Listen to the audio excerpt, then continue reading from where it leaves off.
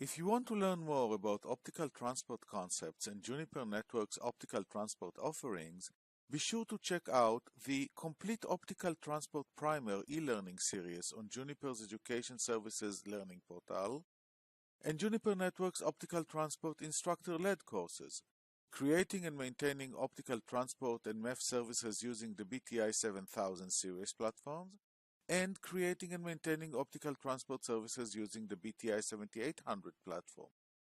And now, to the Learning Byte. Hello and welcome to this Learning Byte, which discusses the process of configuring the BTI7800 400GB Universal Forwarding Module, the UFM6.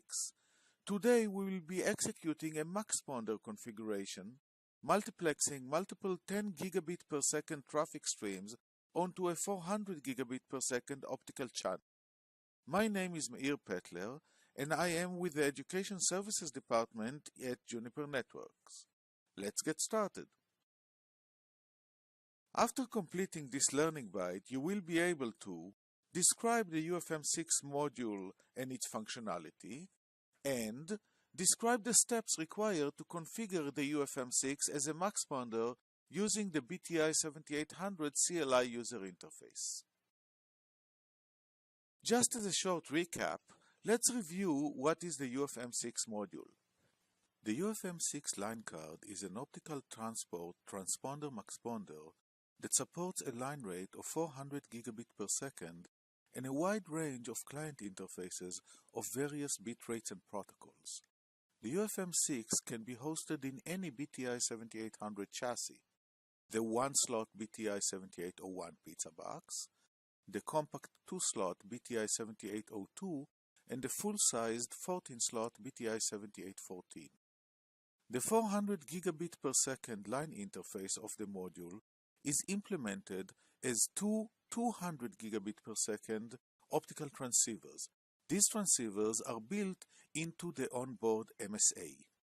The client side of the card is made out of 10 QSFP Plus sockets that can carry various combinations of 10 gigabit per second, 40 gigabit per second, or 100 gigabit per second clients.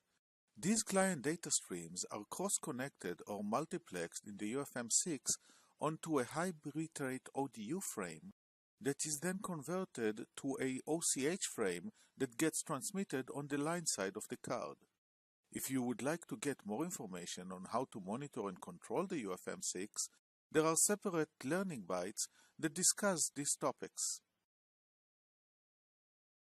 Here is a drawing of our test system. We have one 7814 chassis with two UFM6 cards in it, one in slot 1, the other one in slot 6. The line sides of the UFM6s are connected from one card to the other. Each UFM6 has one QSFP Plus pluggable in a client port that is a 10 by 10 gig QSFP Plus, and we are using one of those 10 gigs as our test client.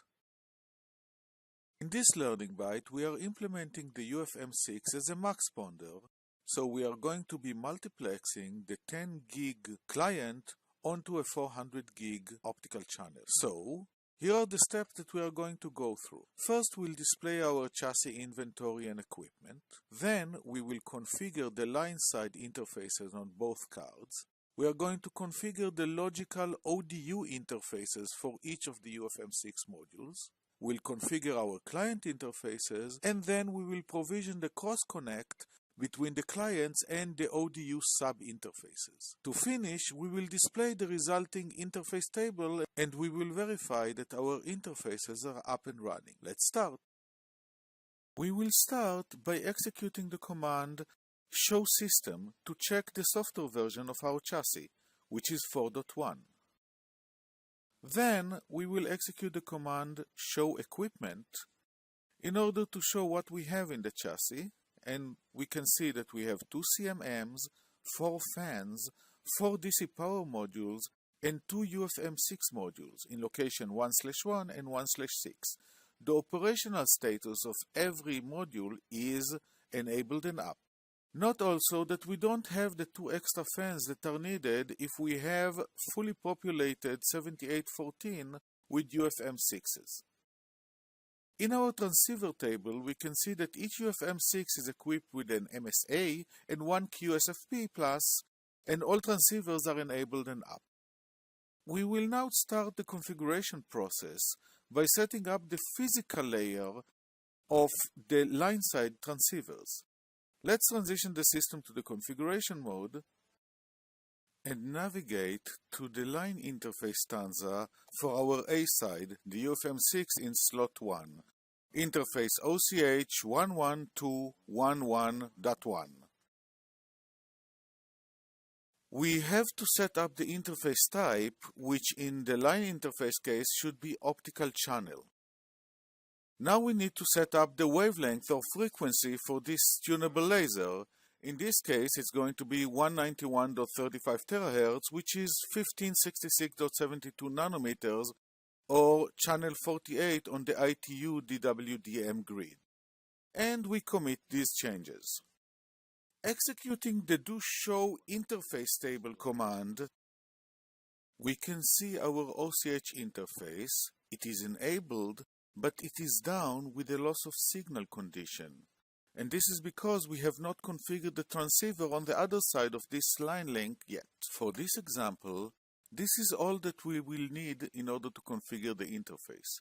If we use question mark to look at the other parameters that we can set, we see that we can specify the forward error correction mechanism type, the ITU DWDM grid scheme, the modulation scheme, transmit power levels, etc.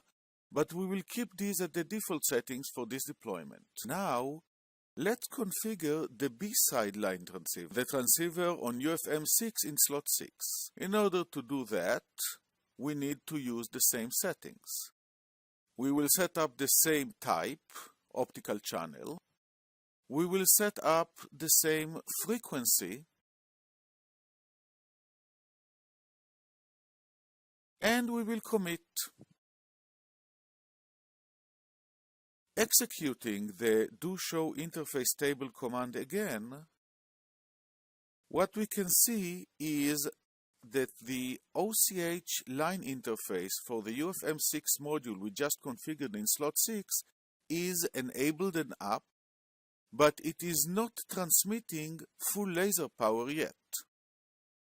So the line interface on our A side, the UFM6 on module 1, is still down.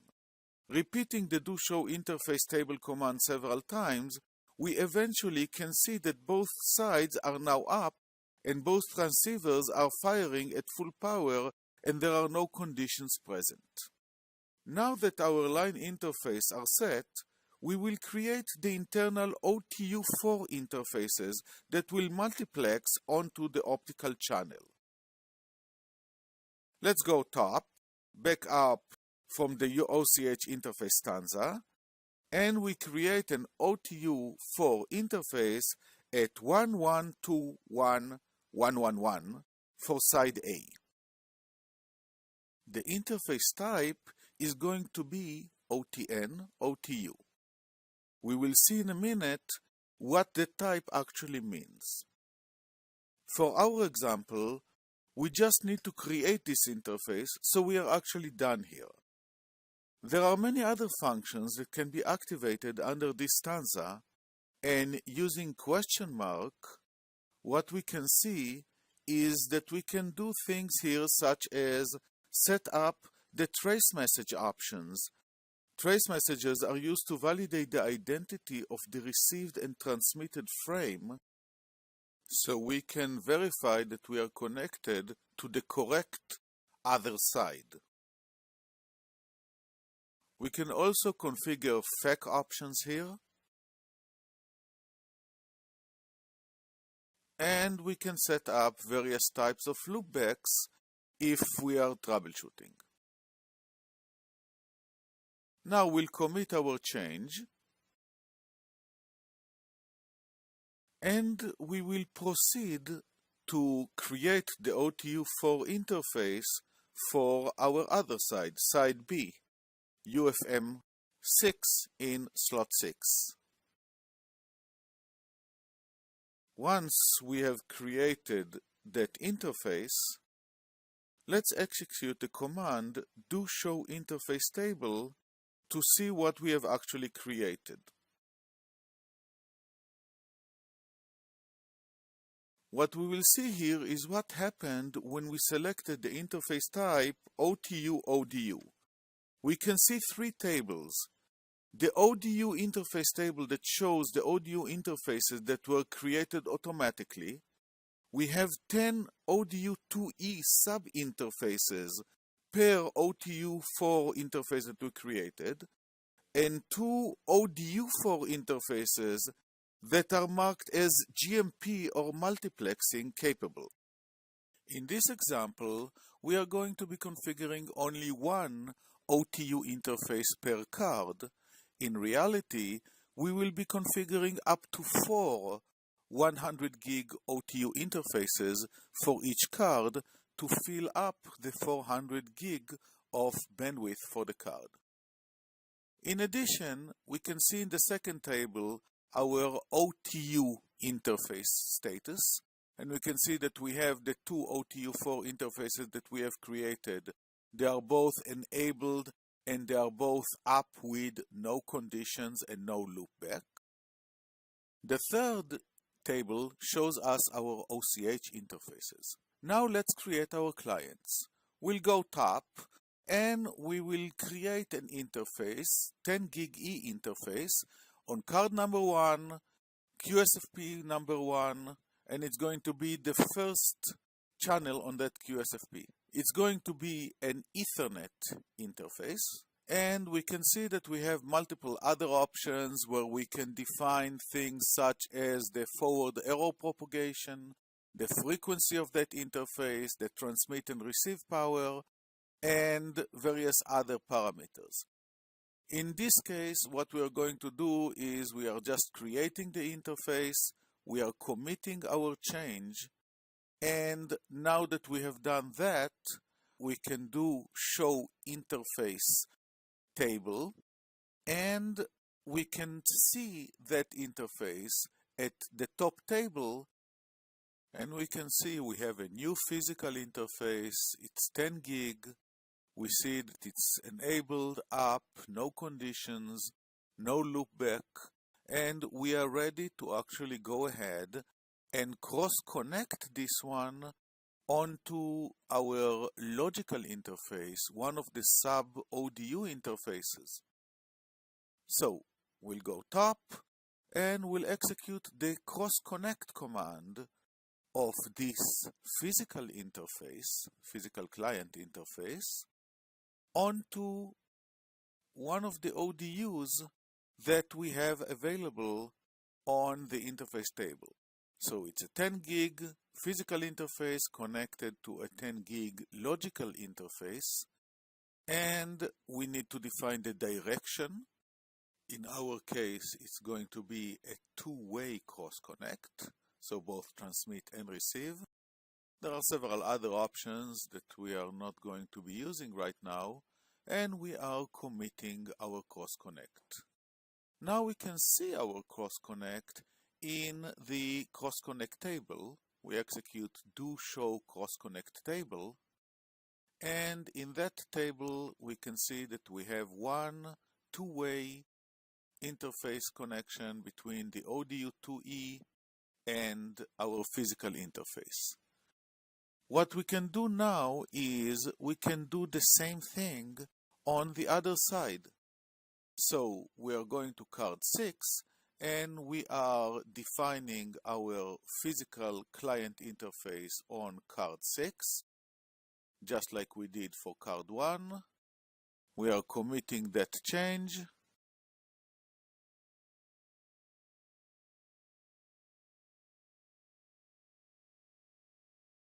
And we are going to execute the cross-connect between the physical interface on card 6 and one of the ODU2E substreams of an OTU on card 6. Of course, we need to define it as a two-way cross-connect. And now we'll commit that change as well. We'll back up from this stanza and we can execute our show cross-connect table in order to see that now we have two cross-connects available, one on card 1 and the other one on card 6. If we'll take a look at our interface table, we will notice that our two client interfaces are down, and the reason is because of the fault propagation shutdown feature. What we need to do right now in order to get our configuration to work is to disable the fault propagation shutdown. So we will go into the configuration mode and into the client interface definition, and we will set the fault propagation shutdown feature to false. We need to do that on both sides, meaning on the client on board 1 and on the client on board number 6. And once we do that, our interfaces will be able to come back up. So we just completed the process for UFM6 in slot 1. We will go ahead and execute the same process for the client interface on UFM6 in slot 6. And once we do that, let's commit our changes. And we are done. We can execute show interface table again. And of course it didn't take effect yet, and we'll do it again. And now our client interfaces are up. That concludes our demonstration. We now have a working system.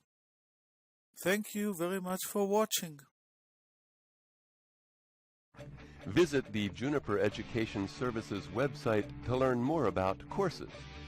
View our full range of classroom, online, and e-learning courses. Learning paths, industry segment and technology-specific training paths. Juniper Network's certification program, the ultimate demonstration of your competence. And the training community, from forums to social media. Join the discussion.